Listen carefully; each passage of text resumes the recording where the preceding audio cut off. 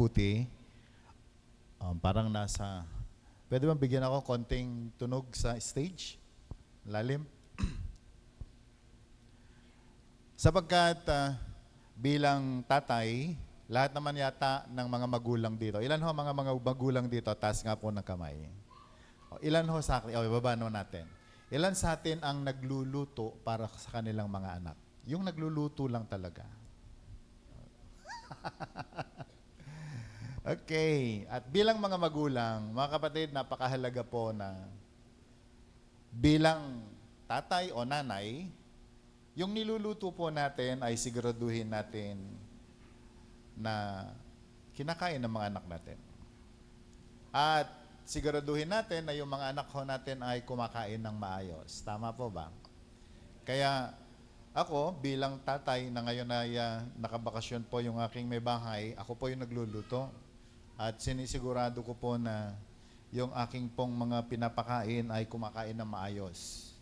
Okay? So kahit wala po ako sa, may mga panahon na sila ho ay nauunang kumakain, ay sito titingnan ko muna lahat yung mga pagkain kung kumain ba sila o hindi. At ganyan din ho tayo sa Christian life po natin. You know, every Sunday ay tinitingnan ko po yung audience, nandito ba yung aking mga tupa o wala? Yung mga iba po kasi, marahil ay busy, may mga pinagkakaabalahan. But I see to it that in our online service, kumakain sila. Can I hear amen? And every morning, every day, nagsesend po ako ng message and I see to it that everyone is receiving. Kung hindi man po kayo matanggap ng personal, ay meron po kasing group chat na kasama po kayo. At ibig sabihin nun, kapag tumanggap ka ng message ay nasama ka sa panalangin ni Pastor nung araw po na yan. At alam nyo kapatid, isa pong naging bisyo ng inyong lingkod ang walang masayang dapat na resources tayo. Our time, our effort, ang lahat, even the very word na ibinibigay ng Panginoon sa atin, siguraduhin po natin na wala pong nasasayang. Parang mga magulang din po yan. Siguraduhin natin na mga anak po natin ay nakakakain ng mabuti, maayos yung kanilang timbang. At siguraduhin po natin na mga anak po natin huwag makarami ng junk food. Can I hear amen? Dahil pagdating ng panahon at puro mga junk ang kinain po niyan. Huwag ho tayong magtaka isang araw, sa hospital po bagsak niyan, tayo pa rin ho ang malalagay sa alanganin. So kapatid, kaibigan, ganyan din ho ang pagpapastor. Sinisigurado po namin, tinitingnan din po namin na yung mga members ay nakakakain ng salita ng Diyos dahil yan ho ang nagpapalakas sa kanila.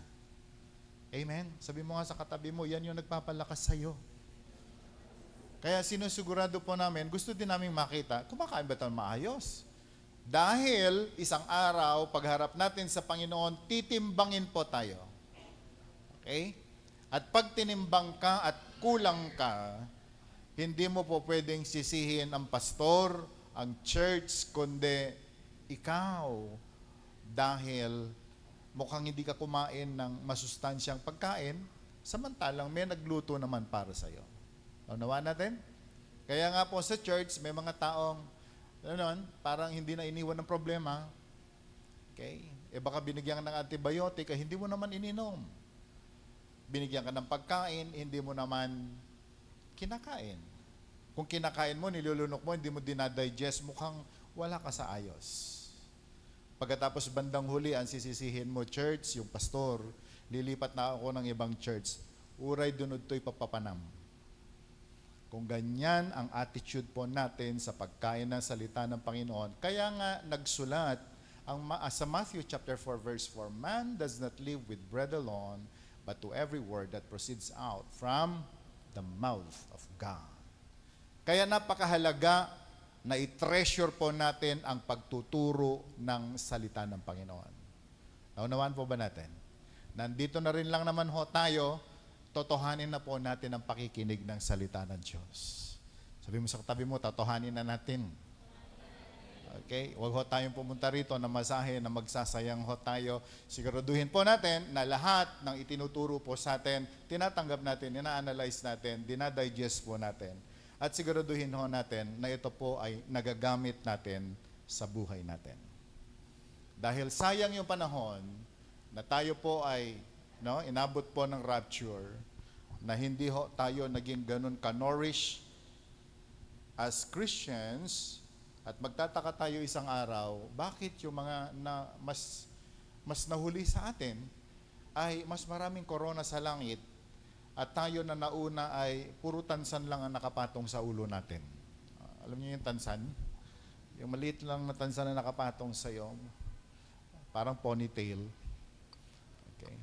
Samantalang yung iba ay naglalakihan yung kanila pong mga corona sapagkat they do great things for God's glory. Okay, so today, tayo po ay mag-aaral, karugtong po ng pinag-aralan natin sa Mark chapter 6. Okay, ang huling napaka-importante po na gusto kong makita natin sa Mark chapter 6. Last topic po natin ng last Sunday, sa verse 5 ng chapter 6. Sabi po doon, nung pumunta ang Panginoon sa sarili po niyang lugar, sa sarili po niyang bayan, at siya po ay dapat gagawa ng signs, wonders, and miracles. Hindi po siya makagawa ng signs and wonders and miracles sa kanya pong mga kababayan dahil ang kanya pong mismong mga kababayan walang pananampalataya sa kanya. So sabi po na verse 5, he cannot do any miracles there except by laying hands on few sick people and heal them. At sabi po na verse 6, he was amazed at their lack of faith. Nagtaka ang Panginoon dahil may mga tao talagang walang pananampalataya. Sabi mo nga sa katabi mo, nakapagtataka, pati ang Panginoong Jesus nagtaka. Di ba? Mga kababayan niya ng mga yan, pero they've been praying for a Messiah to come. Nagpe-pray sila, nag-aabang sila na meron pong Redeemer na darating. Pero nung dumating, ayaw nilang paniwalaan. Kaya alam nyo kapatid, ang Panginoon ay nagtaka. Grabe ang tigas ng ulo at ng puso ng mga taga Nazareth, samantalang mga kababayan niya sila. So ngayon ay dugtungan ho natin ating pong pag-aaral, and let's start reading from verse 6 hanggang po sa verse 12 or 13. Okay? So verse 6, can we read it? And he was amazed at their lack of faith. Then Jesus went around teaching from village to village. Verse 7, calling the 12 to him, he sent them out 2 by 2 and gave them authority over evil spirits. These were his instructions. Take nothing for the journey except a staff, no bread, no bag, no money in your belts. Wear sandals but not an extra tunic. Whenever you enter a house, stay there until you leave the town. And if any place will not welcome you or listen to you, shake the dust of your feet when you leave as testimony against them. 12, they went out and preached the people that people should repent. And verse 13, they drove out many demons and anointed many sick people with oil and healed them. Purihin ang Panginoon sa pagkakabasa po ng kanyang buhay na salita. Tayo po ay manalangin. Lord, we thank you for the time that you had given us na kami po ay makapag-aral ng iyong mga salita. We pray, Lord, that may you anoint our ears and may you prepare our hearts, O God, in receiving your word. That today, O God, whatever your perfect will, maganap at mangyari. At ayaw mo nga, Panginoon, na kami po ay bigyan mo ng katalinuhan na maunawaan namin, Panginoon, ang nais mo, magawa namin ang kalooban mo, at ang pangalan mo ay maitaas sa pamamagitan ng buhay namin. Dakilang Diyos, pagpalain mo kaming lahat na nandito sa lugar na ito, maging yung mga tao na nanonood online, wherever they are. May you give them your spirit, and may you open, O God, our hearts and our understanding, na makita namin, Panginoon, ang iyong revelation, and the very rema of your word, Panginoon, ay matanggap namin. Salamat sa iyo ang papuri at pagpupuri at pasasalamat, Panginoon, sa pangalan ni Jesus. Amen. Traveling light with heavy authority. Okay. Nagpe-pray po ako sa Panginoon. Sabi ko, Lord, anong revelation mo sa araw po na ito? And for 6 days, ako po ay nagtatanong sa Panginoon. Sabi ko, Lord, gusto nga namin yung exact word na para sa amin at maintindihan namin, Panginoon, ang salita mo. At may deliver po namin ng Sunday. And God had given us, an answered prayer. At binigyan ho tayo ng title, A Traveling Light with Heavy Authority. Napakahirap po kasi mag-travel kung marami kang dala. Tama? Tayo po ay merong tinanggap na commission sa Panginoon.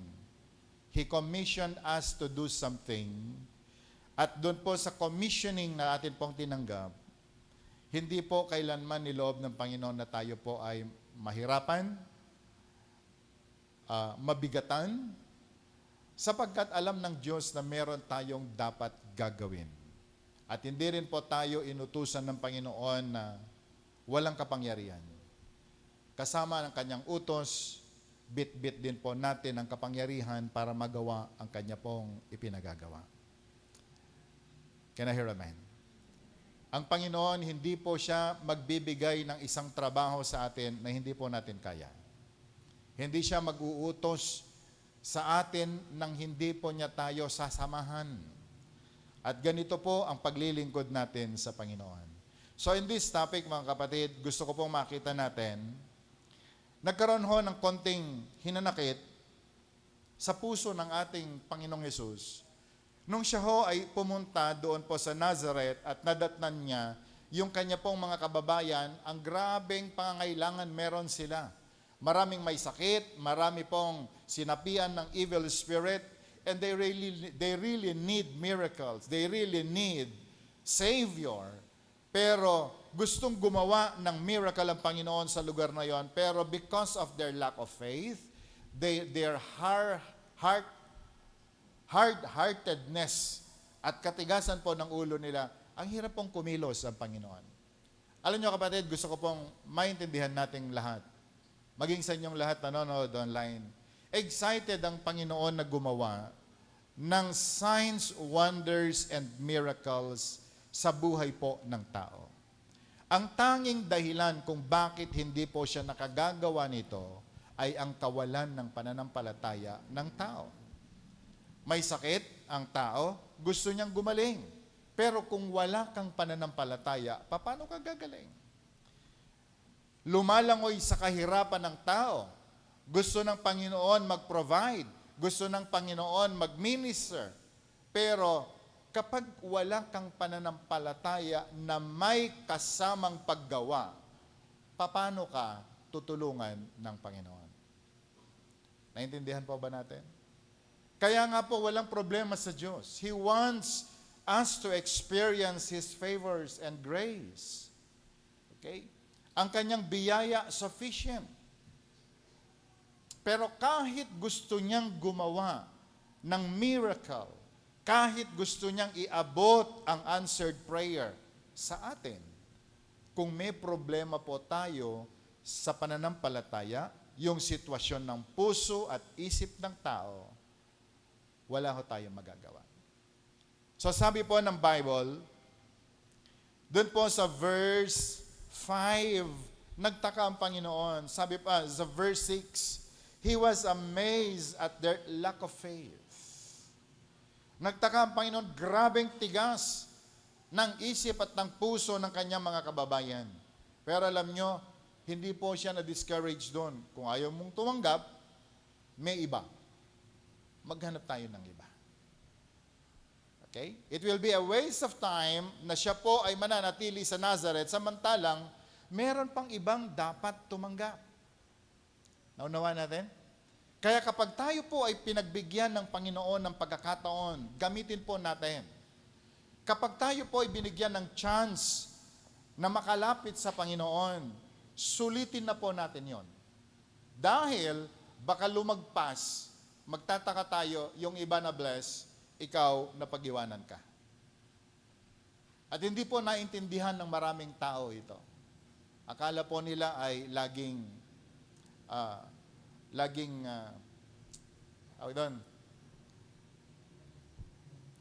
ang Panginoon ay laging nakikipagsimpatiya.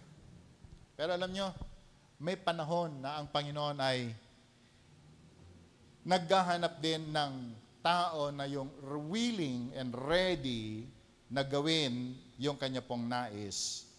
At kapatid kaibigan, ang Panginoon ay gumawa nga po ng isang hakbang. Ano yon? Tinawag niya ang kanya pong mga disciples. Siguro sabi niya, "Teammates, let's go. They don't deserve. Let's go from one village to another." Ang dami pang nag-aabang. Kung hindi pa sila ready, hayaan na lang muna natin sila. So makita po natin yung transition from local rejection na naranasan ni Jesus sa Nazareth at hindi po pwedeng hindi mag-expand ang kanyang ministry. Can I hear amen? Hindi po pwedeng hindi mag-expand dahil tinatrabaho ng Panginoon ang Father's business in a proper time. Hindi pwedeng malustay ang oras sapagkat 3 years lang siyang nasa lupa doing the ministry. Okay? Hindi po pwedeng may masayang na seed dahil kinakailangang maitanim at kinakailangang maranasan ng tao yung signs, wonders, and miracles na nais gawin ng Panginoon. So kahit po sa gitna ng rejection na naranasan po niya at ang kanyang mga disciples in Nazareth, hindi po yun ang pumigil sa kanila para po gawin ang ministry to expand God's kingdom. So ano pong nangyari? Tinawag ang mga disciples, send them 2 by 2, and giving them the authority over impure spirits. Ang magpalayas ng demonyo, at sila po ay mag-travel from one village to another para po gawin yung kalooban ng Panginoon. Ngayon, dito po natin i-explore ang salita ng Panginoon ngayong araw po na ito. Aralin nga po natin mabuti. So point number 1 in your notes, nilagay ko po dyan. Pag-usapan nga po natin yung commissioning na ibinigay ng Panginoon. In verse 6, pwede ba natin ipakita? Pagkatapos nakita ng Panginoon yun pong lack of faith ng mga tao doon, kaysa magmukmok at siya po ay magpatali sa kanila pong katigasan ng ulo at katigasan ho ng puso, kinakailangan magpatuloy ang gawain ng Panginoon. So ano ho nangyari?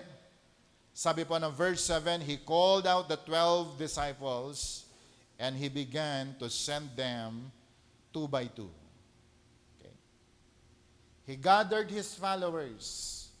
Tinawag po yung kanyang mga disciples.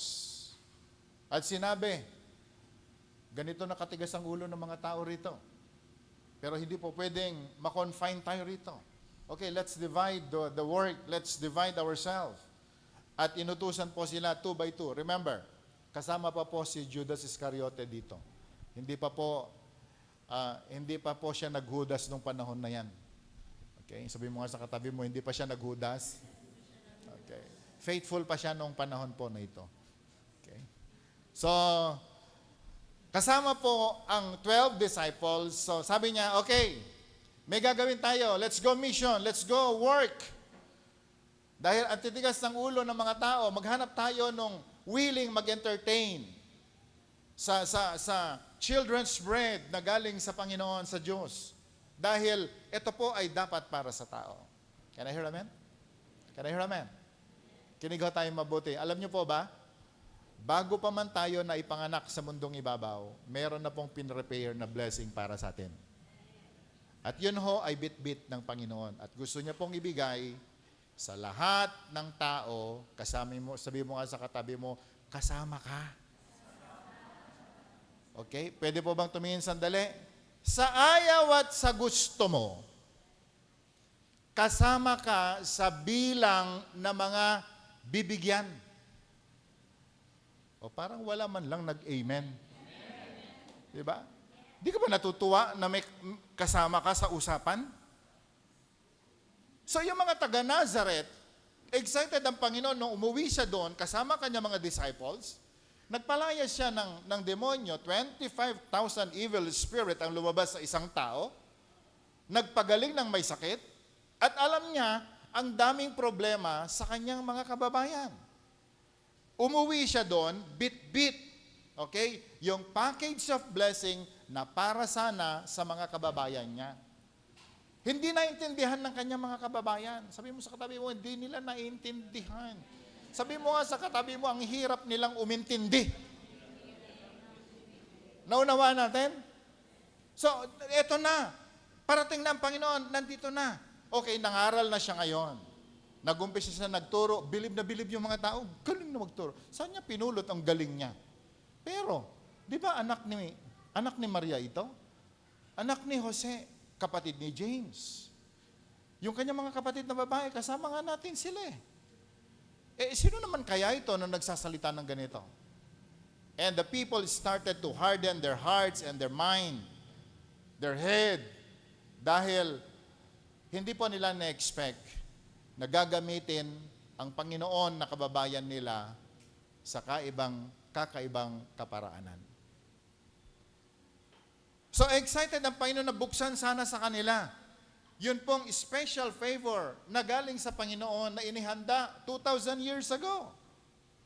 But the people, they don't understand yung perfect will ng Diyos. Alam nyo, yan po problema. Kapag ang tao hindi makaintindi. Naintindihan natin? Sapagkat meron silang ibang gusto, meron silang ibang inaasahan. So minaliit. So sabi ng Panginoon, believe din ako. Ang mga kababayan ko, mga kamag-anak niya yung mga yon, di ba? Mga kamag-anak ni Maria, mga kamag-anak ni Jose, mga uncle niya. Siguro kung Pilipino si Jesus, ang dami niyang pinagmanuhan doon. Di ba? Oh, parang sinasabi niya, oh uncle, mga kababayan, mga kamag-anak tayo.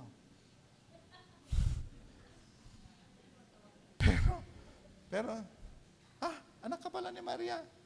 Saan ka nag-aral? Anong natapos mo? Alam mo yun? Ganyan ho ang tao pag humusga. At hindi po nila in-entertain ng Panginoon.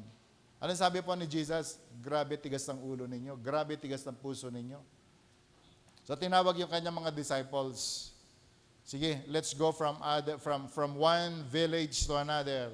Sa kanila natin ibigay itong dapat na para sa kanila. Naintindihan natin? So he called the 12 to him. And he sent them out 2 by 2 and gave them authority over evil spirits. Alam niyo kung bakit? Si Jesus nga hindi na in-entertain. So hindi po pwedeng i-confine ng Panginoon sa kanya yung power and authority. Dahil kailangan magtrabaho. Sabi mo sa katabi mo, kailangan magtrabaho. Okay? Kasi kung hindi po sila magtatrabaho, dadami ang lahi, okay? Dadami ang lahi ng mga walang pananampalataya. Dadami ang mga taong ayaw tumanggap o iiwasan ng pagtanggap ng biyaya ng Panginoon. Alam mo, ang isang bagay na i-deliver sa iyo pagkatapos nag-return to sender, lalo na kung pagkain, baka abutin ng expiration.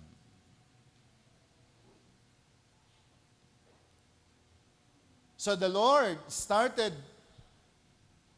giving the authority sa kanya pong mga disciples.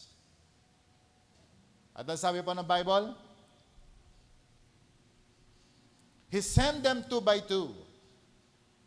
He sent them out by pairs. Anong purpose? For mutual support.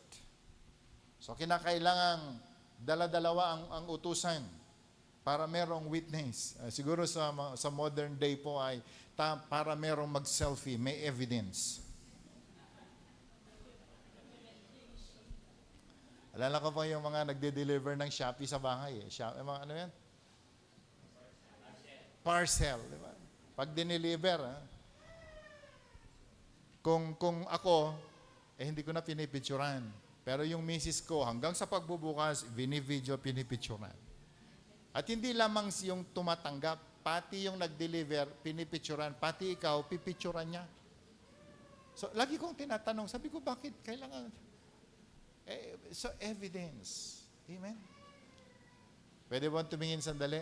Alam mo, ikaw, tuwing merong ibibigay ang Panginoon sa iyo, pinipicturan ka din. At alam ng Panginoon kung kailan ka tumanggap ng may pasasalamat at kung kailan ka tumanggi. So sabi mo sa tabi mo, wala kang maikakaila.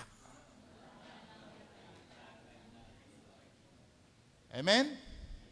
Yung dumating yung answered prayer mo na manliligaw na perfect para sa'yo. Pero nakita mo lang na maitim siya, ayaw mo. Pero alam mo, yun na yung delivery na dapat ay para sa'yo. Pagkatapos, inayawan mo. Pumatol ka sa iba. Sakit sa ulo, siksik, liglig at umaapaw. Reklamo ka ngayon sa Diyos. Pagharap natin sa Panginoon, sasabihin ng Panginoon sa iyo, may dineliver ako sa iyo eh. Pero tumingin ka kasi sa panlabas na anyo. Buti na lang yung asawa ko, hindi siya tumingin sa panlabas na anyo. Tumingin siya sa spirit and soul. Hallelujah. Kaya sabi mo nga sa katabi mo, ingat ka. Baka lumagpas yung para sa'yo. Diba? So, yung pong mga wala pa dyan, baka naman lumagpas. Okay? Ba't nakapasok yun? No? Can I hear a man? And He gave them divine power. Binigyan po sila, yung pong mga disciples po niya na inutusan niya 2 by 2, hindi po sila umalis nang walang dalang kapangyarihan. Binigyan po sila ng package ng authority and power. At alam nyo kapatid, ito po ang maganda kapag sumusunod ka sa Panginoon. Kapag inutusan ka ng Diyos, sumunod ka, gawin mo, sapagkat hindi ka aalis sa harapan ng Panginoon empty-handed. Lagi kang merong dalang pagpapala. And that's the power and authority na ibibigay ng Diyos sa atin. Can I hear amen? So ano ba hinihintay mo? Kung nanonood ka sana malala ko mayroon pong isang host sa TV, sabi niya, huwag ka nang patumpik-tumpik. Ilang taon ka nang patumpik-tumpik? Inuutusan ka ng Diyos. Hindi mo ginagawa. Pero every Sunday, every prayer, gusto mo, Lord, give me power, give me power. Paano ka bibigyan ng power? Saan mo gagamitin? Are you with me? Ilan ho sa atin nagpe-pray ng, Lord, give me power. Come on. Oh, yan. O, ilan ang nagsabi na, Lord, i-bless mo ako. Yung i-bless mo ako. O, saan mo gagamitin yung blessing? Ha? Tinanong nyo ba sarili nyo? Saan mo gagamitin? Ilan sa atin dito, yung usapang totoo na, ilan ang nag-pray sa atin na pagpalain tayo financially? Bawal sinungaling. Sige. Nag-pray tayo, di ba? Financial breakthrough. Pero sumagi ba sa isip nyo? Saan nyo gagamitin? Saan natin gagamitin?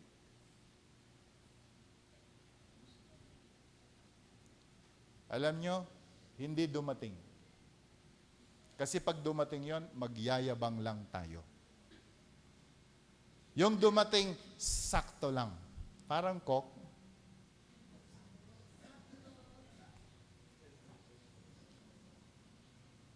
And I'm telling you, maubos na ang panahon natin at hindi pa rin po yan darating sapagat nakikita ng Panginoon yung intensyon ng mga puso natin at ng mga isip natin. So if we are praying for power, saan mo gagamitin?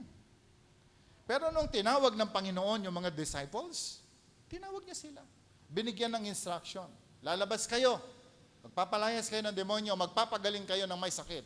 Ibe-bless ninyo mga tao. Haharap kayo ng maraming mga conflicts. And so God gave them power and authority.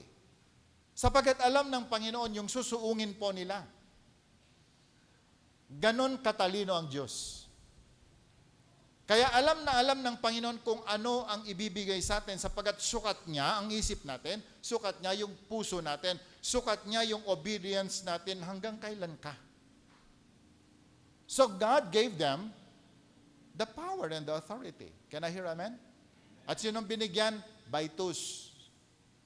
Para siguro merong warm body na meron tutulong sa'yo. Kapag nadapa ka, okay, may tutulong sa'yo. Di ba? May magwi-witness na meron kang ginagawa. Kasi kung ikaw lang, walang witness, walang makakakita.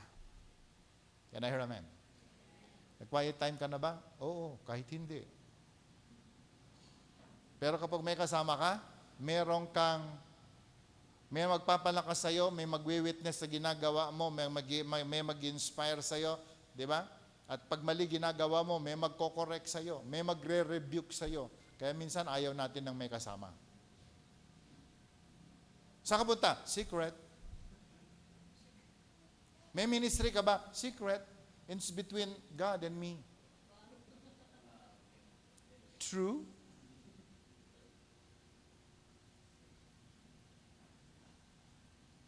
Ayusin ho natin, ilagay po natin sa tamang pagkakasalansan. Sapagat ang topic po na ito ay hindi lamang para sa mga disciples ng araw. Ang topic po na ito ay para sa atin ngayon. Kung ang Panginoon nagtawag ng mga magtatrabaho, hanggang ngayon, tumatawag po siya. At sabi mo nga sa katabi mo, tinatawag ka din ng Panginoon. Sabi mo nga sa katabi mo, kailangan may kasama ka. Diba? O baka naman yung kasama mo na yan sa tabi mo, baka hindi yan yung kasama mo. Diba? Lalo na kung medyo hindi kayo magkasundo, baka magdebate lang kayo sa mission, ayaw ng Panginoon yan.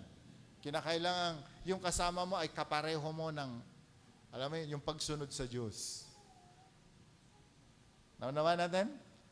Dahil pagkatapos po ng preaching na ito, mga kapatid, at maging sa inyong lahat na nanonood online, hindi na ho tayo katulad ng dati na uupo. Pagkatapos po ng topic na ito, meron ka ng kasama at gagawa ka sa ipagagawa ng Panginoon sa iyo. Can I hear amen? Ilan ang excited tumanggap ng power mula sa Diyos? Lift your hands. Naniniwala ka bang tatanggap ka ngayon? Tatanggap ka kung gagawin mo ang ipagagawa ng Diyos sa iyo.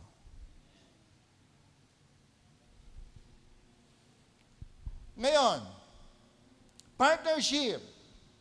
So he sent them out by pairs, 2 by 2, for mutual support. Dahil kailangang may taga-suporta ka. Di ba? Kinakailangang merong aayuda sa iyo sa mga panahon ng hihina ka. At higit sa lahat, God gave them divine power and He gave them authority over dark and spiritual forces na talagang sumisira sa buhay ng tao. So that's the commission of God. Yan na ho ang commissioning na tinanggap ng mga disciples ng atin pong Panginoon. Now, the preparation. Gusto ko pong makita natin, verse 8 to 9. Verse 8. Can we read it? These were His instruction. Ito daw ang kanyang instruction. Take nothing for the journey except a staff. No bread, no bag,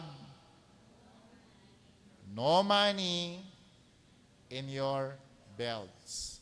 Wear sandals, but not an extra tunic. Abay, grabe, ano?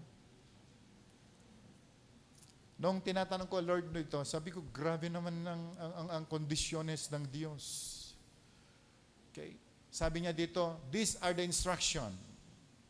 Pumunta kayo sa mission, ang tanging dala ninyo ay walking staff. Yun tungkod lang. Ibig bang sabihin, Pastor, matatanda na sila? Hindi. Kinakailangan yung staff na kailangan po nila sa paglalakad dahil mababato, matatarik ang kanilang dadaanan, may mga wild animals, okay? So, yan ho ang gamit nila nung araw. Ngayon, hindi na po natin kailangan yan. Pero sabi po doon, huwag ka magbaon ng bread. Dave.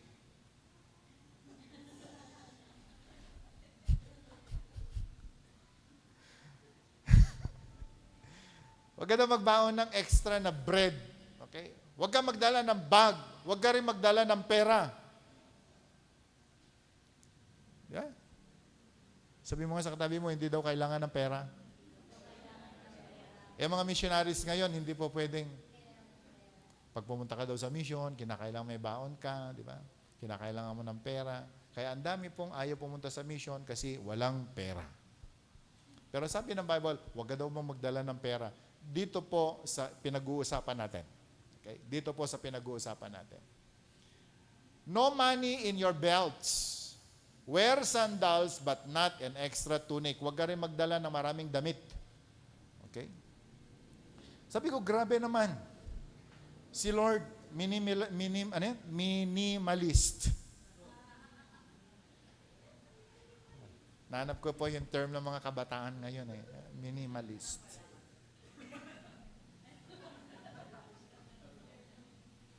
Kasi, kung marami kang bit-bit, ang dali mo mapagod.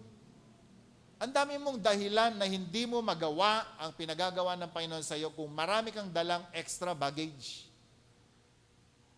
I believe hindi lamang po ito physical, but in our minds, in our hearts, kung marami po tayong isinalaksak, iniisip habang gumagawa tayo ng pinagagawa ng Panginoon, ang dami nating rason para po hindi maka-accomplish nung pinagagawa ng Diyos sa atin. And so the Lord gave this strict instruction sa kanya po mga disciple, take nothing for the journey except a staff.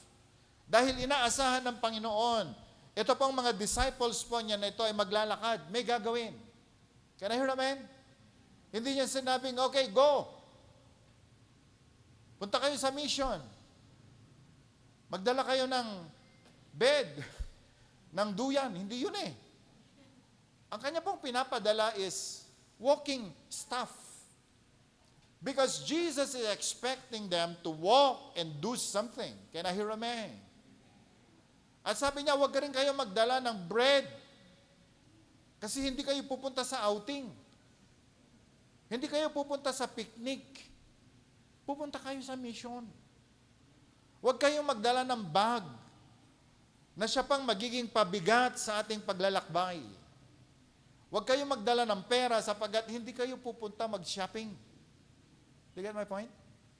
Kasi kung may pera sila, baka mamaya, yung pinuntahan nilang community, maraming mga baka na mura, nagbayan silang ginawa nila. O baka marami silang mabili na kung ano-ano. Di ba? May bag sila. Oy, mura ang apple dito. Sige, bubili tayo. Ang galing ng Panginoon. Amuna nga talaga, iti weakness, iti tao. Can I hear amen? Gusto ho natin gawin ang kalooban ng Panginoon? Ilan ang may gusto? Taas ng kamay. So sabi mo nga sa katabi mo, money is not a problem.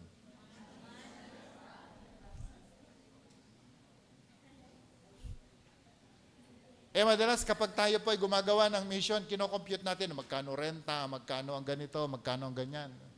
Kinocompute po natin lahat yun. Nung binabasa ko po ito, sabi ko, ito pa lang yung text sa Bible na gagawin mo ang kalooban ng Panginoon na hindi po kasama ang masyadong malaking problema sa pera. Sabi ko, ikakampi ko yata itong topic na ito. Okay, dahil kadalasan, yan ang dahilan natin. Paano? Paano yung shampoo ko?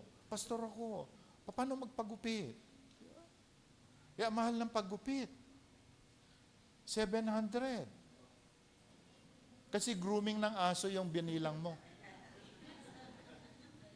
Eh, grabe ang gupit ng aso ngayon. Maniwala kayo, 700. Pero yung gupit ko, 75. So, depende ko anong klase ng desisyon ang gagawin mo. So, in life, my brothers and sisters, doing the perfect will of God is so simple. Don't make it complicated. Are you with me? Huwag mong gawing complicated kasi ang lahat ng bagay.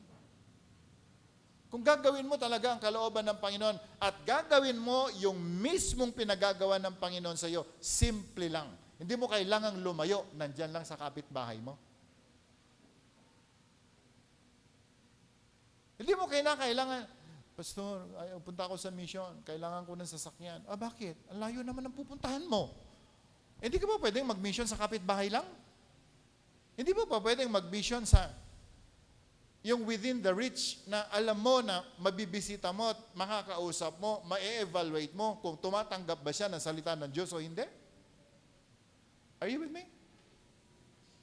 Hindi sa lahat ng pagkakataon na mission work, paggawa ng kalooban ng Panginoon ay kailangan mong nakamotor. Hindi. Sabi mo sa katabi mo, hindi. Bakit umaabot tayo sa ganon? Kasi ang gusto nating gawin, yun yung ginagawa natin. Hindi yung pinagagawa ng Diyos. Because God, so simple ang kanyang sinabi.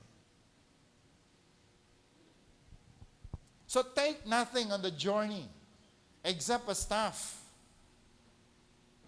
Yun lang ang kanyang pinagagawa. Grabe naman si Lord. Napakasimple lang ng kanyang pinagagawa. Kasi pumutol ka lang ng kahoy, nilinis mo lang yung kanyang handle, staff na yun, dun na. Tapos ang kaso. Pagdating sa gamit, minimalist. No food, no money, no extra clothes. Basic lang ang clothing. Ang sandals, 1 pair. Pero tayo pag lumakad, pambira, di ba? Naka-luggage tayo. Kinakailangan Dunlop. Iba pa yung panlakad, iba pa yung pangloob ng bahay, iba pa yung, di ba? So tayo lang gumagawa pala ng ganon. Sabi ko, napakasimple pala ng mission work. Okay? Basic clothing. So this is the only things that we need to prepare in doing God's business. Can I hear amen? Simple but pure.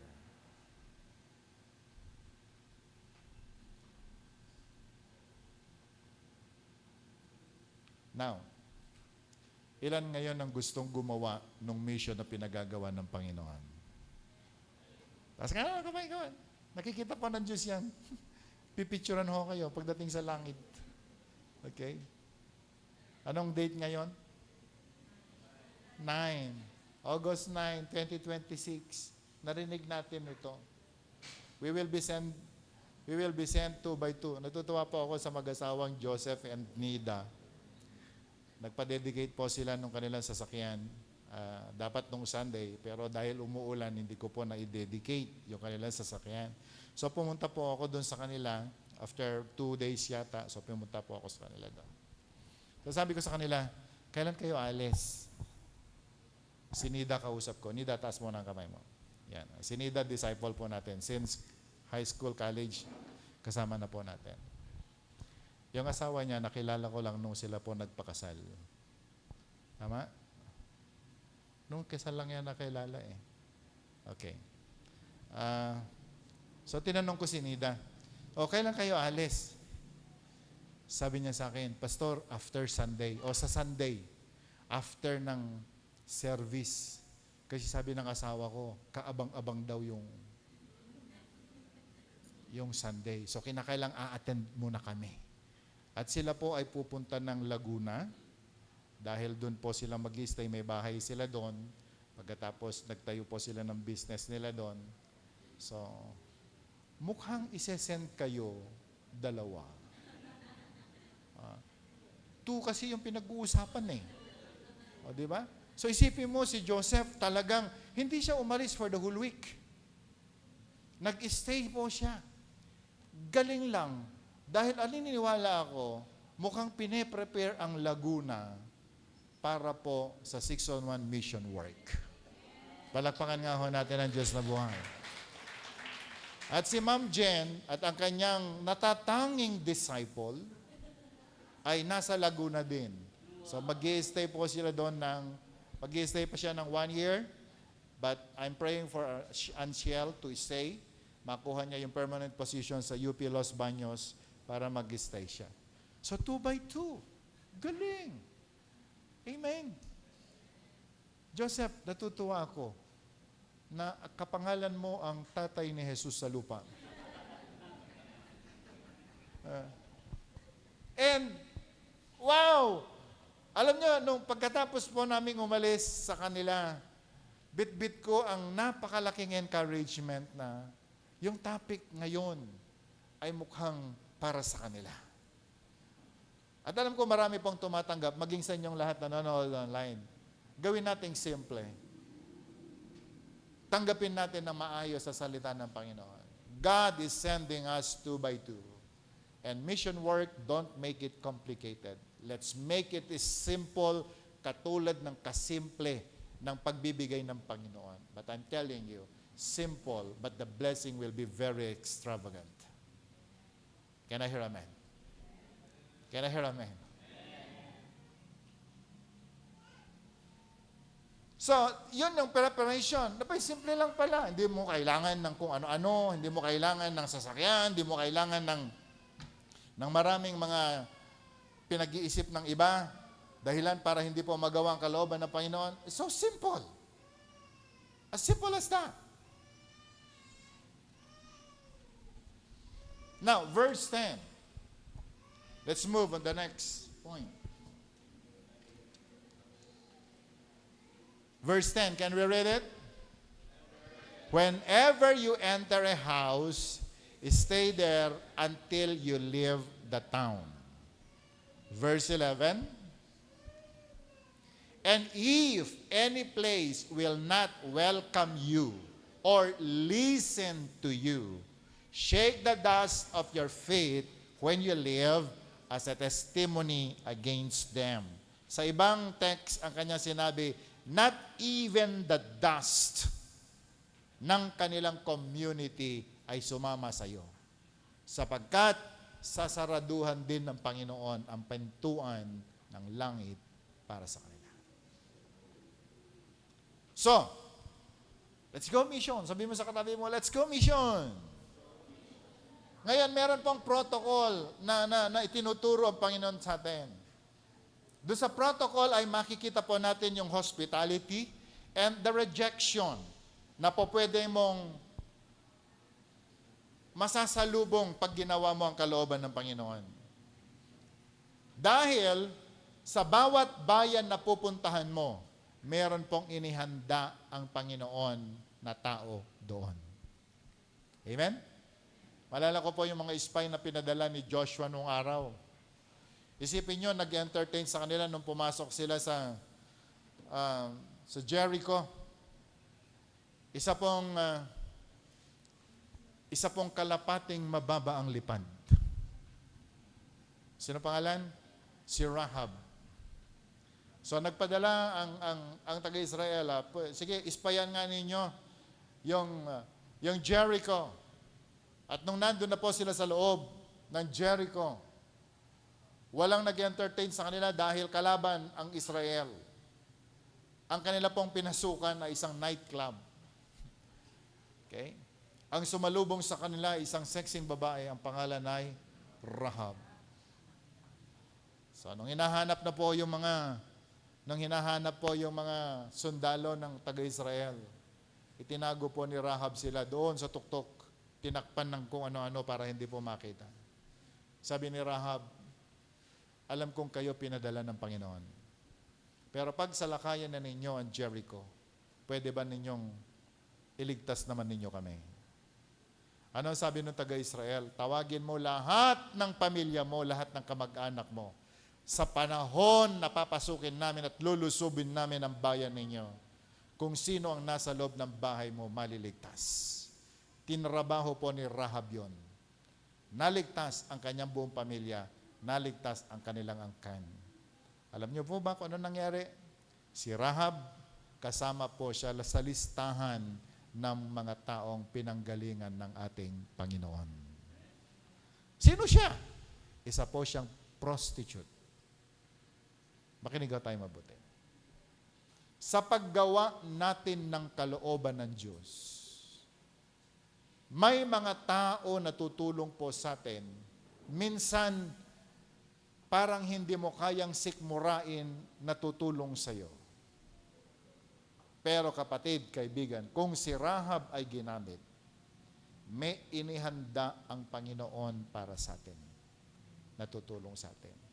Alam mo kung bakit si Lord sinabi niya, huwag kayong magdala ng pagkain.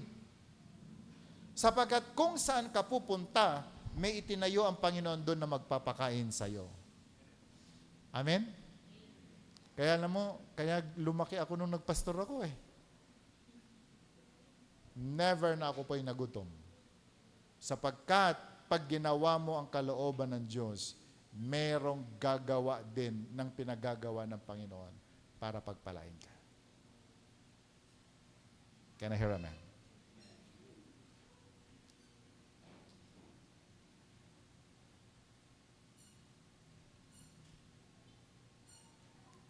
Sa paggawa ng kalooban ng Diyos, mga kapatid, makinig ko kayo. Tumingin kayo sandali sa akin. Kapag alam mo na ikaw ay tinawag ng Panginoon at sumunod ka sa kalooban ng Diyos, ang Panginoon, He will provide for your needs. At kapag may tao na nagpo-provide sa pangangailangan mo, huwag mong tanggihan yon. Alam mo ba kung bakit? Paraan ng Diyos yun para mapagpala ang taong yan. Minsan, di ba, tayo, lalo na kapag meron pong nag-aabot ng love gift, tapos, yung nag-abot ng love gift sa'yo, parang alam mong mas kailangan pa niya kaysa sa'yo. Oftentimes, ang attitude po ng common tao ay ganito, hindi ko natatanggapin. Kasi mas kailangan mo yan. You know? Sinasaraduhan mo ang pintuan ng langit para sa Kanya. Kunin mo yon sapagkat yun ho ay pintuan ng pagpapala sa taong yan. Naintindihan natin? Can I hear amen? Nakikinig po ba tayo? Ganito po yan. Kinonvict ako ng Panginoon para gawin ang kalooban ng Diyos. So pupunta po ako sa isang mission work. Wala akong bitbit sapagkat yun ang sinabi ng Panginoon. Pero tutuloy ako sa bahay na ito. Itong bahay po na ito, maghahanda ng pagkain, maghahanda ng kung ano-ano para sa akin. Alam ko, bago ako dumating, kinausap na ng Panginoon ng taong yan. Ako niya po yung punto ko. Sabi mo nga sa katabi mo, kinausap na ng Diyos yung taong yun. At madalas kinakausap ka din. Ang pinakamasakit sa lahat, yung kinonvict ka, kinausap ka para pagpalain ang isang taong pinagpala ng Diyos at hindi ka sumunod. Ano sabi pa ng Bible? Even the very dust ay hindi ka katanggap-tanggap. And I'm warning you, church, lalo na sa mga panahon po na ito na naglipa na ng mga kaisapan, huwag na kayo magbigay ng offering ng love gift sa pastor. Dahil ginagamit niya lamang kayo, mga scammer ang mga yan. At alam niyo, pumapasok sa isipan ng marami, oo nga no, ba't tayo nagbibigay? Nagtatrabaho tayo para lamang bigyan sila. Si Pastor Danny, bibigyan mo mas malaki ba dyan yan kaysa sa akin? I'm telling you. Kung hindi nyo pagpapalain ang mga manggagawa ng Diyos, okay lang. The raven ay pwedeng gamitin ng Panginoon para pagpalain kami. Pero, ang hindi mo pagsunod sa conviction ng Diyos, ikaw din ang magsasuffer. Ano sabi ng Bible? For God loves a cheerful giver. Can I remind? Pasensya na ho kayo. Ngayon lang ho ako magsasalita ng ganito. Never na ako pa'y nagsalita ng ganito. Pero pagtuturo sa mga panahon na ito, para po tayo ay mag-breakthrough, kinakailangang maintindihan natin. May inutusan ng Panginoon na gumawa ng divine work. At alam nyo, may kinakausap ang Panginoon, pine-prepare ang Panginoon as a partner para po mapangyari yung divine work na nais i-accomplish ng Panginoon sa isang lugar. So my brothers and sisters, listen to this. Ito na yung sinasabi ko kanina sa breakfast. Do not stop the people of receiving the favor and grace na nagmumula sa Panginoon. Dahil oftentimes, ang atin pong mga isip na minamanipulate ng kaaway ay ayaw po niya kasi na i-bless tayo ng Panginoon eh. Ayaw ng demonyo na i-bless tayo. Do you get the point? Ano sabi ng John chapter 10? Pwede ba natin ipakita sandali? Ma'am Mariel? John 10:10. Alam na natin yan, pero gusto ko pong makita natin sa screen. Okay, can we read it? The thief comes only to steal and kill and destroy.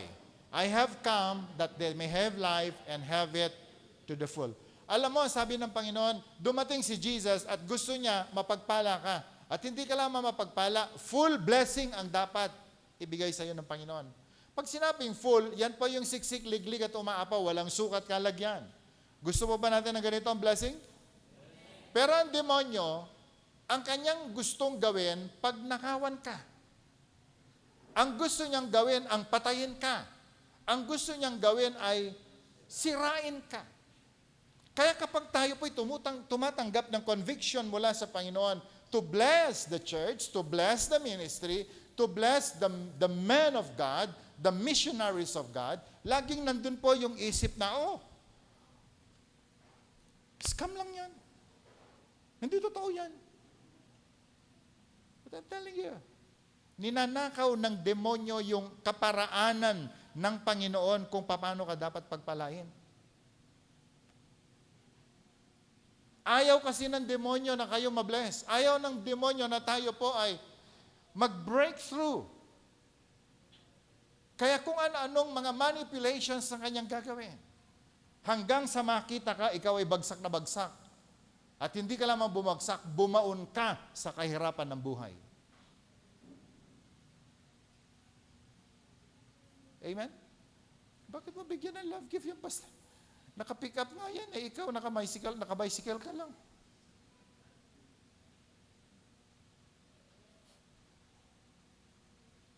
Kapatid, ito po yung panahon na kinakailangan mag-breakthrough in church. Hindi lahat tinawag na pastor. Hindi lahat tinawag evangelist or apostle. Pero baka tayo yung tinawag na nagpatayo ng bahay, na tayo po yung magpapatuloy na mga manggagawa. Tayo yung magbibigay ng kanilang pagkain. Tayo yung magbibigay ng kanilang sandal. Kahit hindi Crocs. Ano yung tsinelas ko?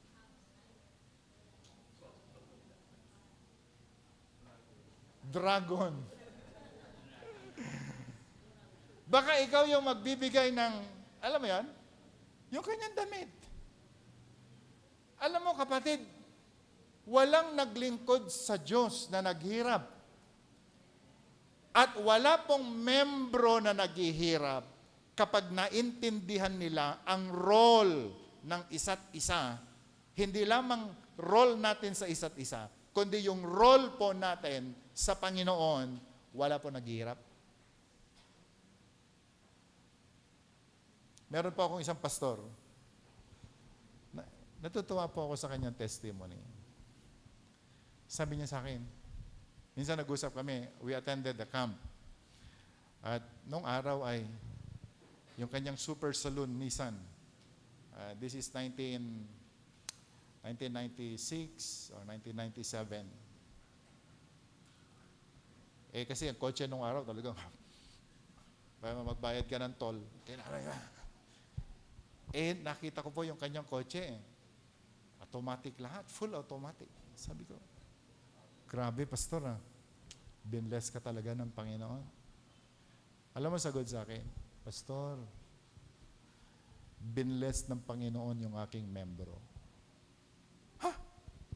Ano ibig sabihin? Hindi ko yan binili. Niregalo sa akin ang isang member. Binless niya ako.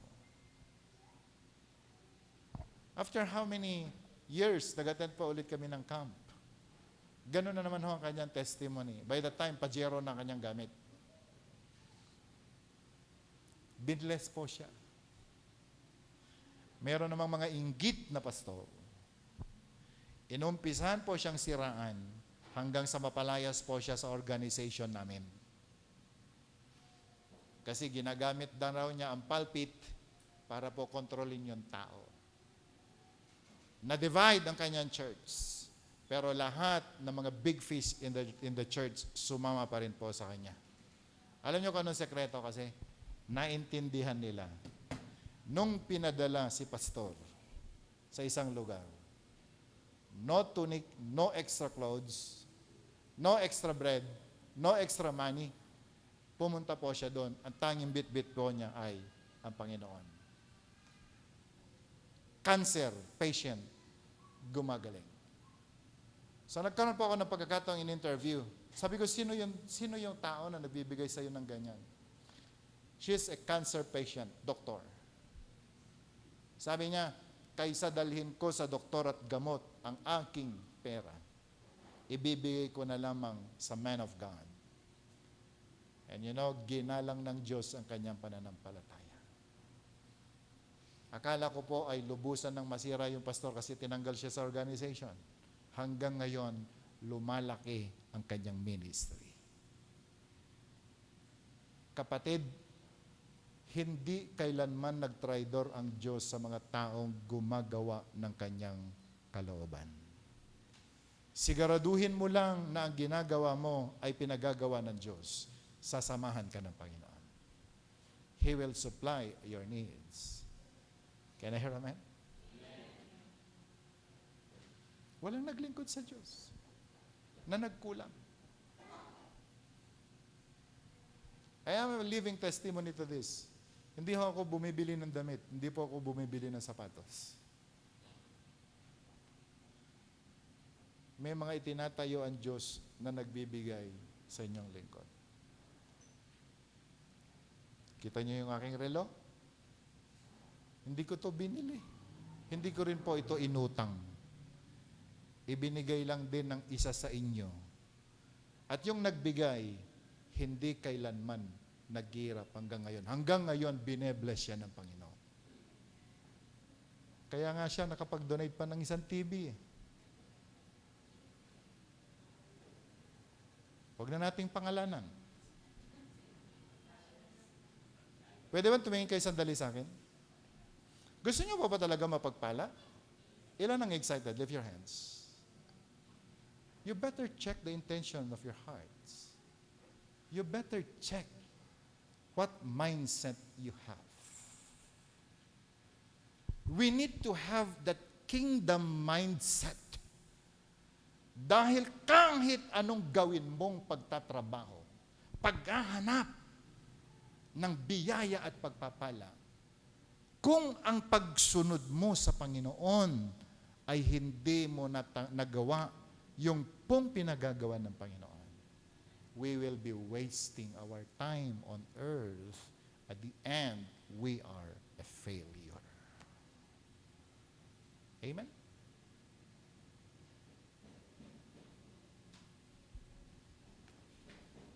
So meron pong lalabas. Hindi ko alam kung sino kasama ni Tina na lalabas. May lalabas po sa atin. May gagawa ng kalooban ng Panginoon. Dahil alam ko, pagkatapos po ng preaching ko na ito, may susunod. Pero sigurado ko yung mag-asawa, susunod na yan. Mabuhay ang 611 Laguna. Hallelujah. Si Jen, nasend na po yan. Meron na siyang isa. Hindi ho marunong magsalita yan. Hindi ho marunong magkwento. Abay, nagkaroon ng isang cell group member sa Laguna. Hindi rin nagkakwento. Hindi rin nagsasalita. Nagsama silang dalawa.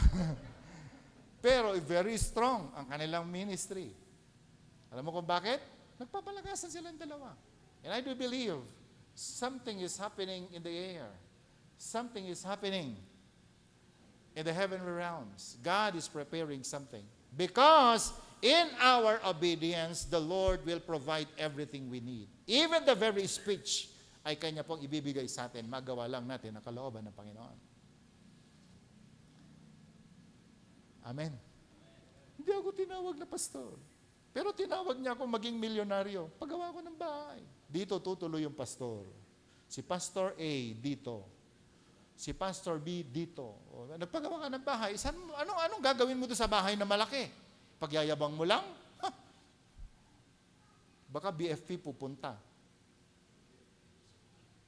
Masusunog lang din na hindi natin mapapakinabangan. Kung ano meron tayo, gamitin natin para sa Panginoon. Amen. Ilan dito may motor? Taas ang kamay. Yung may motor, may gasolina o wala? Di ba? Baka yung partner mo walang motor. Pero siya yung marunong magsalita. Isakay mo na siya, Brad. Saan ka pupunta? Hatid kita. Kahit saan. Hanggang langit. Di ba? At alam mo, yung kasama mo na nakapag-preach ng salita ng Panginoon, nakarating sa kanyang pupuntahan dahil ikaw yung driver. Alam mo ba, yung crown niya, kasama ka din. Can I hear amen? Gusto niyo pa ng kwento? Okay. Si Peter ay sikat na sikat sa Biblia. Tama? Siya yung fisherman. Siya yung tumilaho ka manok dahil sa kanyang kataksilan. Di ba? So sikat na si Peter. Siya po yung matapang. Walang papatay sa iyo, Lord, over my dead body. Tinagpas niya yung tenga ng sundalo. Siya po si Peter. Siya yung sikat. Siya yung kilala. Pero alam niyo po ba kung paano nakarating si Peter kay Jesus? Si James ang unang pinili, yung kanyang kapatid. Si James. Sabi mo sa katabi mo, si James. Nung nakita ng Panginoon si James, di ba? At na-discern ni James na siya po ang Lord, tinawag niya si Peter, Kuya, halika rito. Nandito si Messiah, nandito yan, Lord. Siya yan. So may mga tao, hindi masyadong sikat, pero sila po yung nagpo-promote dun sa sikat. Can I hear amen? Kaya kung hindi ka masyadong sikat, huwag ka nang magpasikat. Gawin mo lang kung ano pinagagawa ng Diyos sa'yo. Do you get my point? O ito pa, alam nyo kung anong istorya ni James? Nagpakain si Lord ng 5,000 na lalaki, pera babae. Sino ginamit doon? Si James. Nakita niyo yung bata, may baong dala. Sabi niya, kasi sabi ng Panginoon, bumili kayo ng pagkain. Walang makain. Sabi ng mga disciples, Lord, alanganing lugar, alaganing panahon. Saan tayo bibili na ipapakain dyan? Nakita ni James yung bata, may baon. 5 loaves of bread, 2 pieces of fish. Inutu-uto niya. Pati bata pinagdiskitahan. Ang galing po ni James. Ano ginawa? Binitbit po yung bata. Lord, ito, 5 loaves of bread and 2 pieces of fish. Binigay kay Jesus. Anong ginawa? Pinag-pray. Boom! Kumain lahat. Nagtututpik na lahat. May sobra pang 12 basket full. Amen? Sabi mo nga sa katabi mo, because of James. Yung marunong dumiskarte. Gift po yun.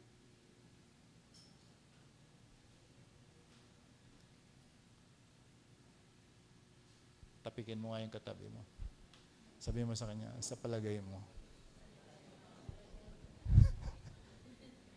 Amen? Hindi ka nga si Peter. Okay lang. Pero baka ikaw yung magbibigay ng, ano sabi doon? Huwag ka daw magbitbit ng tinapay. Baka naman ikaw yung magbibigay ng tinapay. Huwag ka na magbitbit ng sandalyas kasi baka ikaw yung magbibigay ng sandalyas. Huwag ka magdala ng kahit na ano, not even a cracker. Dahil may inihanda ang Panginoon.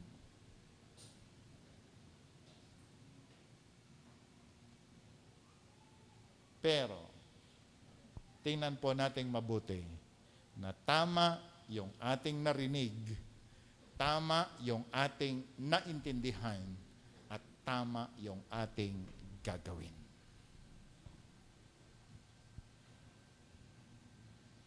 So sabi po niya sa verse 10, ano ba? Basahin nga natin, verse 10.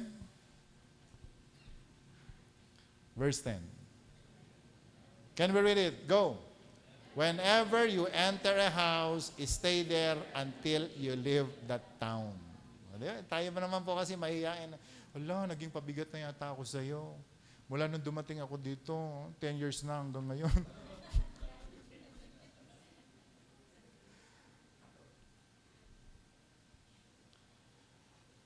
Mag-stay ka daw doon hanggang umalis ka, hanggang matapos mo. Huwag ka mag-alala. Yung tinuluyan mo na yon, hindi yon mabobrok. Dahil laging isusupply ng Panginoon daily ang kanyang pangangailangan. Can I hear amen? Ikaw yung missionary. Daily, ibibigay ng Panginoon ang pangangailangan mo. Kaya pala ang prayer, give us this day our daily bread. Hindi niya sinabing, give us this day our 1 month support. Give us this day our daily bread. The missionary have a need. But meron din akong need. I will supply your need, but God is also supplying mine. Amen? So this is our role. Ito po yung role natin. So hanap na po kayo ng kapartner ninyo. Sino kasama niyong gagawa? O baka ikaw yung tagapagsalita, spokesperson. Siya naman yung taga-supply. O di ba? O baliktarin natin. Ikaw yung taga-supply, siya yung taga-salita. Whatever.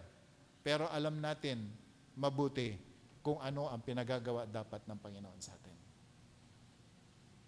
Katulad po ng aking sinasabi, tayo ang dahilan kung bakit hindi nakakakilos ang kamay ng Panginoon para ipagkaloob ang pangangailangan natin.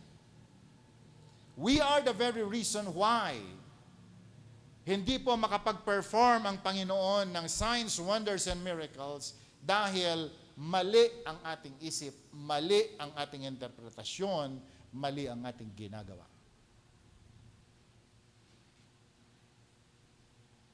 So now, just allow God to do something. Kung gusto po natin ma-bless, even our families, be obedient sa kung anong pinagagawa ng Panginoon sa atin. Ano po yung core value natin? Obedience before? Inspiration.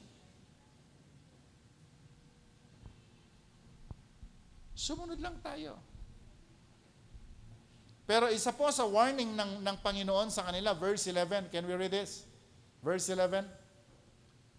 If any place will not welcome you or listen to you, shake the dust of your feet when you live as a testimony against them. May mga taong hindi ka ibe-bless. Pero huwag kang mag-alala. Hindi mo naman kinakailangang pagalitan sila. Ano daw yung gagawin mo? Pagpagin mo na lang yung paa mo. Pati putik ninyo kasi naulanan yung dust eh. Hindi worthy na sumama. And I'm telling you, ang nagbubukas ng pintuan para sa atin, bubuksan din ng Panginoon ng pintuan ng langit para sa kanila. Ang nagsasara ng pintuan nila para sa atin, isasara din ng Lord. I will bless those who bless you. I will curse those who curse you. Maliwanag pa sa sikat ng araw ang sinasabi ng banal na kasulatan. So brothers and sisters, this is the protocol. Hospitality, God prepared an angel for you. Rejection, don't worry. You will also experience that. Kasi sadyang may mga taong ayaw makinig sa conviction ng Panginoon. But that's not a problem. Merong inihanda ang Panginoon sa atin. Alam niyo si Elijah? Si Elijah nung araw nagtampo din sa Panginoon. Lord, papatayin ako. Ako na lang mag-isa. Wala na akong kasama, Panginoon. So siya po ay pumunta doon sa bundok at nagtago na siya sa cave. Pinakain po siya ng mga ibon. Sa sobrang tampo po niya. Nagpakita ang Panginoon ng signs, wonders, and miracles, bagyo, lindol, ano pa? Ang dami pong mga ipinakita ang Panginoon sa kanya. Hanggang sa kinausap na mismo siya ng Diyos. Kasi ang kanyang drama ganito, Lord, walang nakakaintindi sa akin. Walang nagmamalasakit sa akin. Wala man lang nakakaunawa sa akin. Alam mo, sabi ng Panginoon sa kanya, bumaba ka na. Merong 400 prophets na naghihintay sa iyo sa baba. Kaya kung ayaw kang tanggapin ng isa, huwag kang mag-alala. Sabi mo nga sa katabi mo, may 400 na nag-aabang sa iyo.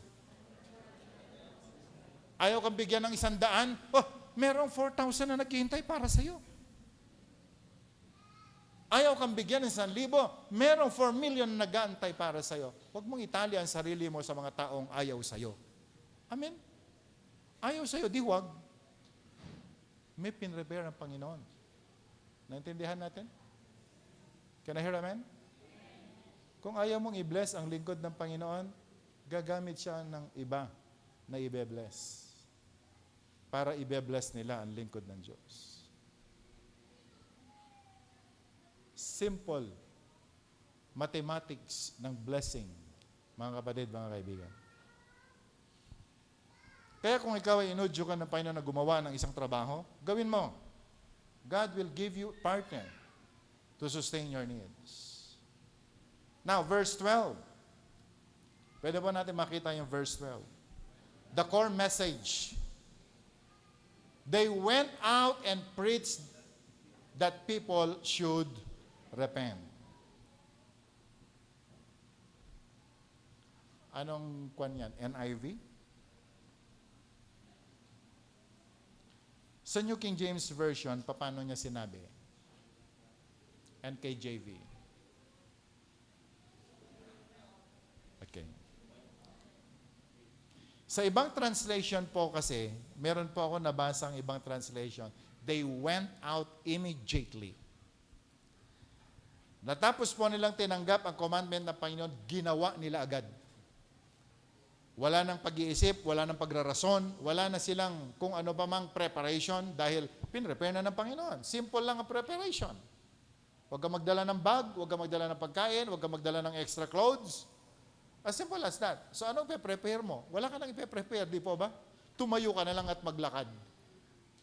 Immediately they obeyed. And they started preaching the Word of God. So ang tawag po dito, core value po nito ay your active obedience.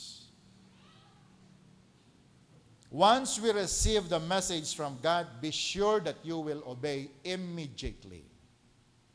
Once we receive a command from God, we need to obey immediately. Alam mo kung bakit? Every seed that we receive, kapag hindi ka nag-obey agad, kapag hindi nag-grow agad yan, the birds of the air will come and eat it. If we will not obey immediately, alam niyo yon, our roots na po pwedeng hindi makapenetrate ng mabuti, malalanta po tayo, mawawala tayo sa kalooban ng Diyos. And this is the very danger ng pagtanggap ng salita ng Panginoon. And you know, my brothers and sisters, very clear ang proclamation. Wala na pong ibang sinabi ang Bible. Ano po pipreach po nila? They just preach repentance. Sabi nga po natin, repentance. Say it again, repentance. Yun lang po ang message na dadalhin mo. Hindi mo kailangang patunayan na ang Diyos ay may puwet.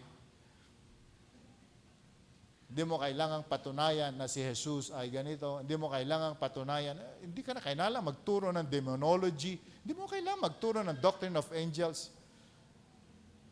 Hindi ho yun mahalaga. Ang ituro mo lang ay ang pagsisisi. Amen. Sabi nga po natin pagsisisi. Paano mo ipapahayag ang salita ng Panginoon? Ganito lang naman yan eh. Tayo nilikha sa wangis ng Panginoon. Pero dahil ang ating ninuno na si Adan at saka si Eva ay nagkamali, nagkasala. Minana natin ang kasalanan. Sabihin mo nga na, minana natin ang kasalanan. So, kapag sinabi mo sa kausap mo, minana natin ang kasalanan kay Eva at kay Adan. Damay ka, pero pinatawad ka na ng Panginoon. Hindi po pwedeng tumanggi itong taong ito dahil galing siya kay Adan at saka kay Eva. Naunawaan natin? Amen? Na dahil nagkasala si Adan at saka si Eva, kinakailang ihingi tayo ng tawad sa Panginoon. Dahil yung kasalanan natin, yun ang naglalayot sa atin sa Panginoon. Di po ba napakasimple lang? Can I hear amen? Di mo na kailangang ipahayag. Alam mo, sabi ng Isaiah 61 verse 1, ito ang core value namin. Kailangan mo ba ipaliwanag lahat yan? We are making it complicated. Do not preach about your church. Just preach repentance. Tapos ang pinag-uusapan natin.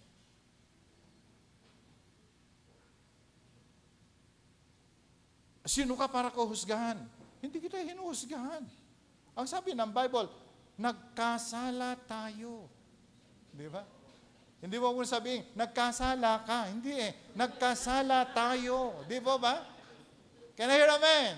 Sabi nga pa natin, nagkasala tayo. So kasama yung piniprisan mo, hindi siya ma-offend. Nagkasala tayo. Siyempre makikinig yan, ay kasama ka. Akala ko ako lang, hindi tayo. Hindi ako lang ang makasalanan, hindi pwede ikaw lang. Tayo. Amen. Ang sabi po ng Bible, Romans chapter 6, Romans 3:23, for all have sinned and fall short of the glory of God. Romans 6:23, for the wages of sin is death, but the gift of God is eternal life in Christ Jesus.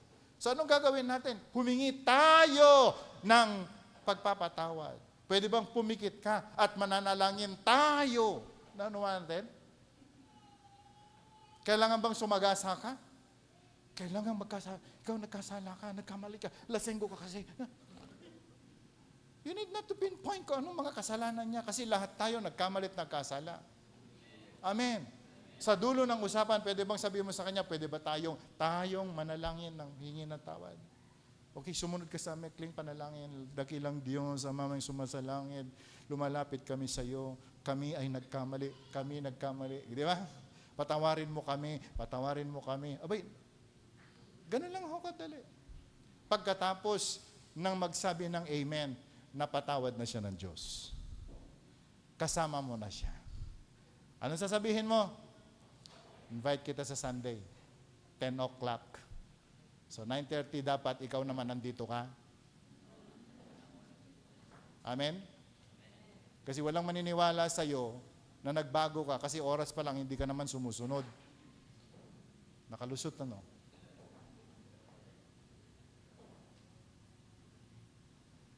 So repent. Now verse 13.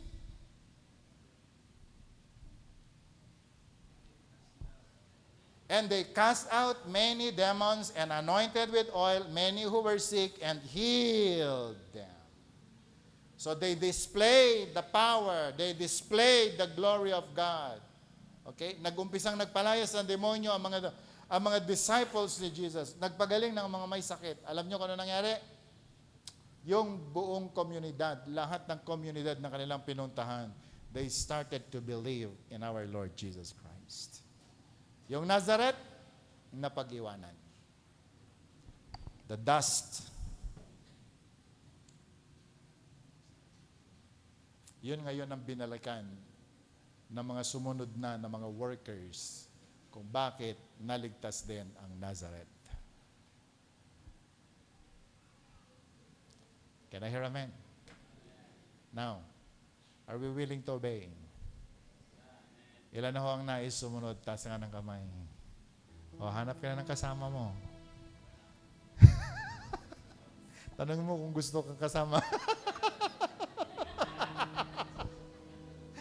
Hallelujah! We will be sent 2 by 2. Amen. Saan ka pupunta? Hindi ko alam. Mag-pray ka. Huwag kang mag-alala doon sa pupuntahan mo. Hindi ka mahihirapan. Merong pagpapala na naghihintay para sa iyo. Can I hear amen? Shall we all rise? Brothers and sisters, maging sa inyong lahat na nanonood online. I pray that may the Lord touch you as you receive the Word of God. Maintindihan natin ang Kanya pong kalooban. May the God ay buksan ng atin pong mga isip, ang atin pong buong puso, na maunawaan po natin ang salita ng Panginoon. Can we sing the song? The last worship. Thank you, Jesus. Thank you, Lord. Panginoon, kay buti mo. Hindi ka nagbago kahapon, ngayon at magpakailanman. Kung paano ka tumawag ng mga manggagawa nung araw, tumatawag ka hanggang ngayon. Kung paano mo binigyan ng kapangyarihan ng mga manggagawa nung araw, ginagawa mo hanggang ngayon. For you are the God who do not change.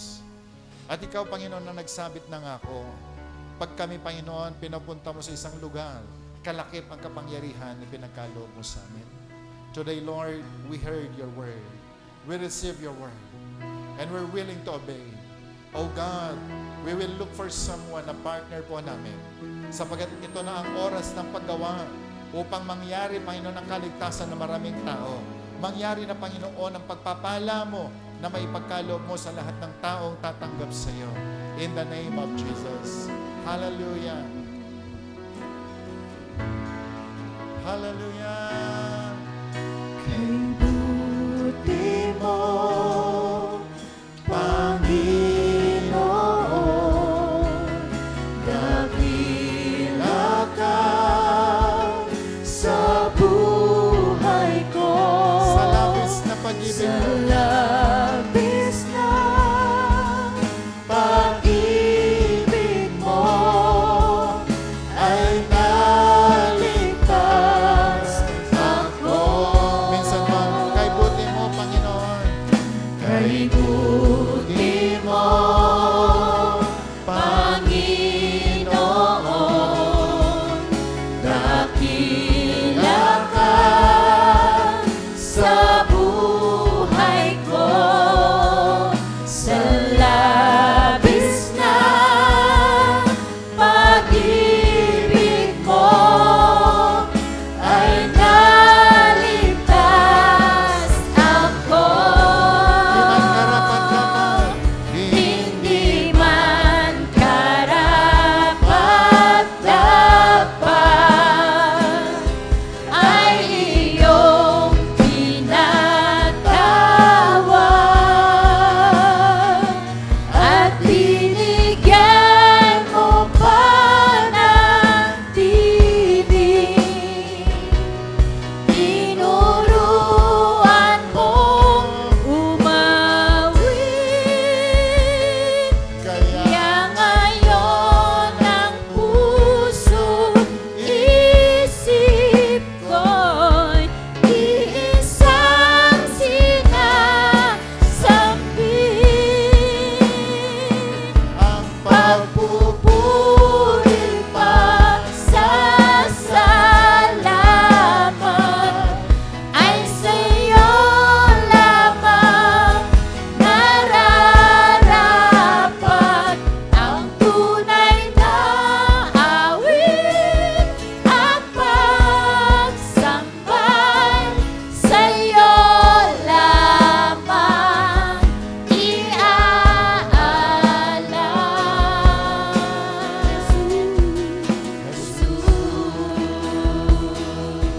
Pwede po natin itaas ang ating mga kamay sa Panginoon. Narinig po natin ang salita ng Diyos ngayong umaga. Naglipanan ng mga taong ayaw makinig ng salita ng Panginoon.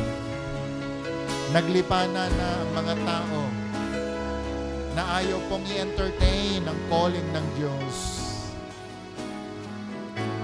Naglipanan ng mga tao, sinarahan ang kanilang mga tenga, ang kanilang mga puso sa tawag ng Diyos.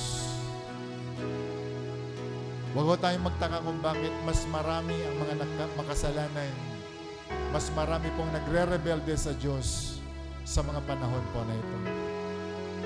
Sapagkat ang mga tinawag ay hindi po sumunod, hindi po gumawa ng tama. But today, we receive the very word from the Lord. Hindi po tayo kinakailang ma-discourage kung tayo po ay hindi po pinakikinggan. We need to move on sapagat napakalawak pa ng harvest na dapat po nating i-harvest. Napakadami ng mga hinog na kinakailangang dalhin sa kamalig ng Ama. Kung tayo po'y tinawag, sumunod po tayo. Ang ilan sa atin pinagpala ka ng Diyos. Hindi lamang para i-enjoy kung ano meron ka. Tinawag tayo ng Panginoon. Binless tayo. Sapagat gagamitin po tayo to bless the workers and the ministers of God. Even to you, people watching online, bahagi ka ng kingdom ng Panginoon. Maunawaan nawa natin ang role po natin. Hanap ka ng kaibigan, hanap ka ng kasama. May pinagagawa ang Panginoon sa iyo. Huwag kang mag-alala. Hindi ka uutusan ng Diyos na wala kang dalang kapangyarihan. He will also provide the power and even the authority para magawa natin ang nais ng Diyos. Today, kung nais po natin magpagamit sa Panginoon, taas mo yung kamay. Gawin mong napakataas. Sabihin mo sa Panginoon, nandito ako, Panginoon. Nais kong sumunod sa iyo. Sa maliit na kaparaanan na gagamitin ka ng Panginoon, malaki ang maiaambag mo para po sa ikalalago ng gawain ng Diyos. Sa pangalan ni Jesus, Lord, may you touch every hands lifted up to you. Lord, nakikita mo, Panginoon, ang willingness ng bawat puso. Nakikita mo, Panginoon, ang nais pagtugon ng kanilang spirit, O God. For you have given us your spirit today, not only to receive the word, but, O God, to act according to your perfect will. In the name of Jesus. At sa oras ito, Panginoon, aking dalangin, idantay mo ang iyong mapagpalang kamay sa bawat anak, Panginoon, na nais sumunod sa iyong kalooban. May you open their eyes and let them see the very vision. Lord, maging yung mga tamang tao na inihanda mo na dapat nilang kausapin, na dapat nilang iwin. Lord, ngayon pa lang, Lord, magpadala ka ng iyong kapangyarihan.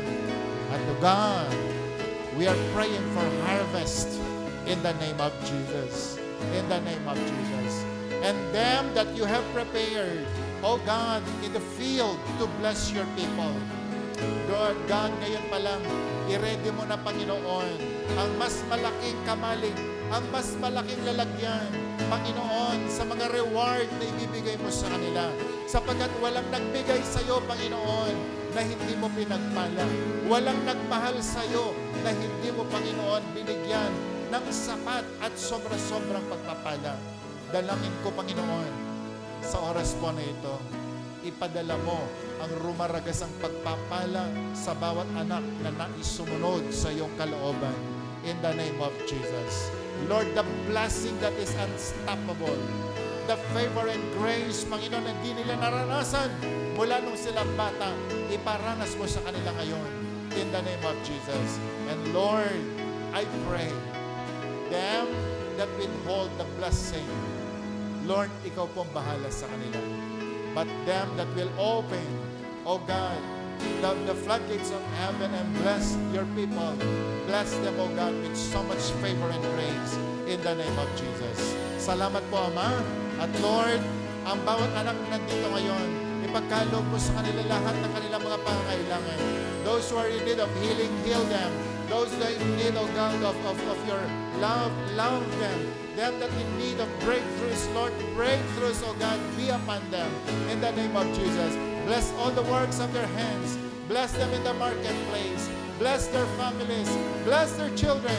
I-bless mo, Panginoon, ang lahat ng kanilang mga pangarap. At sa oras na ito, dakilang Ama, uuwi po kami. Bit-bit ang mga salita na tinanggap namin. God, we are now ready to launch. We will go fishing. We will go, oh God, hallelujah, to become fishers of men. At dadalhin namin ang mga kaluluwa na ito, Panginoon, sa iyong panan. For your glory and for your glory alone. Ingatan mo ang iyong mga anak sa kanilang pag-uwi. Pakasamahan mo po kami. At, oh God, ang aking dalangin, may this week be fruitful week, O God, for your people. And let us accomplish, Lord God, your perfect will, and that your name will be glorified through our lives in the name of Jesus. And everyone will shout and say, Amen. Amen. Pwede ba tayong kumamay ng 5 tao? Sabihin natin, let's go. Do the perfect will of God. Amen. God bless you and see you on Sunday.